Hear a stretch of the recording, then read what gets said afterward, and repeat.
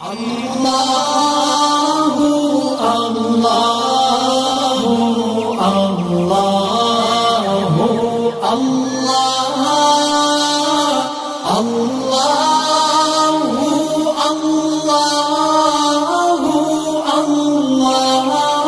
آپ کے بارے میں ایک اور سوال آیا ہے کہ آپ کی ایک ویڈیو سنی ہے، وہ فرما رہے تھے کہ ہم موجودہ سیاست کا حصہ نہیں بنیں گے، لیکن جب خلفائے راشدین والی سیاست آئے گی تو سب سے پہلا سیاستدان الیاس قادری ہوگا۔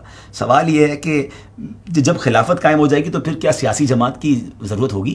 اس وقت یہ سیاسی جماعت اور سیاستدان یہ اطلاعات چلیں گی نہیں۔ اچھا، یعنی میں اگر خلافت راشدہ کا دور آیا تو انشاءاللہ میں بھی خادموں کی کسی بھی مطلب کونے کھانچے میں کھڑا ہو جاؤں گا۔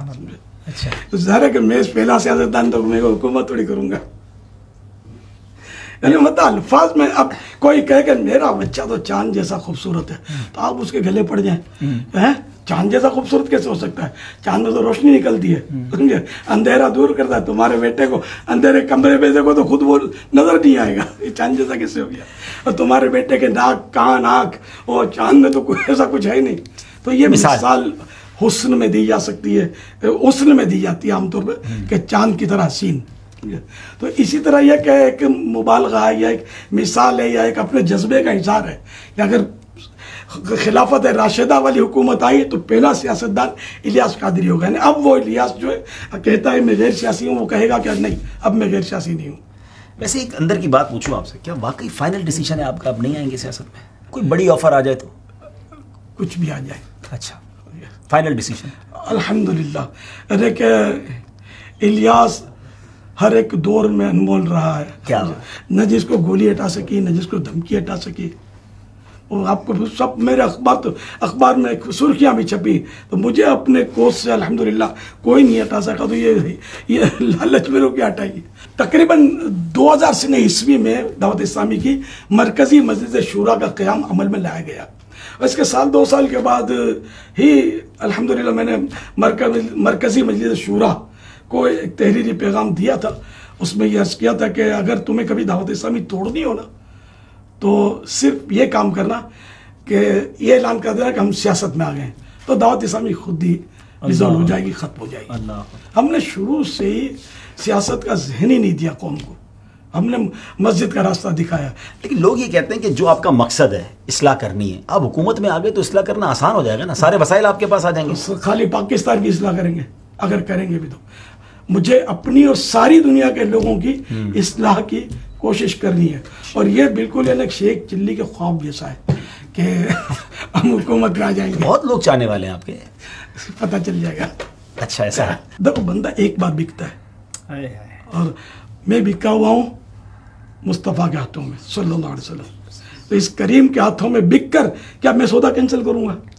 سبحان اللہ۔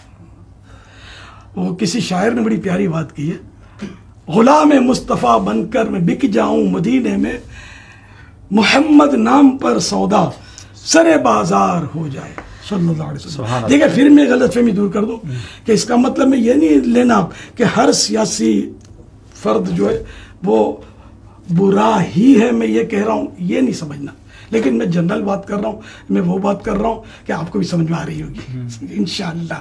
لِكُلِّ فَنٍ رِجَالٌ، کہ ہر فن کے مرد ہوتے ہیں، تو ہر ایک کا اپنا اپنا فیلڈ ہوتا ہے، سمجھے؟ اب کوئی ڈاکٹر ہوتا ہے تو اب ڈاکٹر جو ہوتا ہے ظاہر اس سے بدن کی اصلاح کروائی جاتی ہے، تو آپ سمجھیں کہ جب بدن کی اصلاح کر سکتا ہے، اتنا عقل مند اور ماہر ہے، تو یار اسکوٹر کی بھی اس سے اصلاح کروا لو۔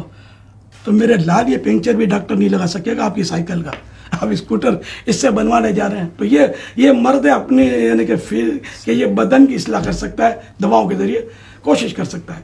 اسی طرح جو انجینئر ہے وہ اپنا حساب کتاب کر سکتا ہے۔ تو یہ کہ ہر فیلڈ میں الگ الگ لوگ ہوتے ہیں، تو اس طرح سیاست والے بھی ہوتے ہیں، ان کی اپنی اپنی سوچیں ہوتی ہیں۔ ہماری یہ سوچیں ہی نہیں ہے، ہماری سوچ مسجد بھرو والی ہے، لوگوں کو نیکیوں کی طرف لاؤ، لوگوں کو خوف خدا کا درس دو، عشق رسول صلی اللہ علیہ وسلم کے جام بھر بھر کے تقسیم کرو۔ تو ہم لوگ یہ کوششیں کر رہے ہیں، تو اگر ایک کی جگہ سب جمع ہو جائیں گے تو پھر کام نہیں چلے گا۔ آپ کے سوال کا حصہ یہ بھی تھا کہ جب آپ لوگ نہیں آئیں گے تو معاشرے کی اصلاح کیسے ہوگی؟ تو الحمدللہ दावत इस्लामी माशरे की इस्लाह की कोशिश तो करी रही है।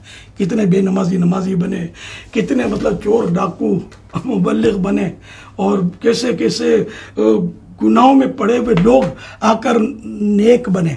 अगर यही काम आप समझते हैं कि सियासत में आकर हो सकता है, अगरचे ई ख्याल अस्तो मुहाल अस्ते जुनू, ताम अगर ये सोचते हैं तो ये माशरे की इस्लाह तो हो ही रही है बगैर सियासत में आए। तो अब यूं भी सियासत में आने की हमको ज़रूरत ना रही।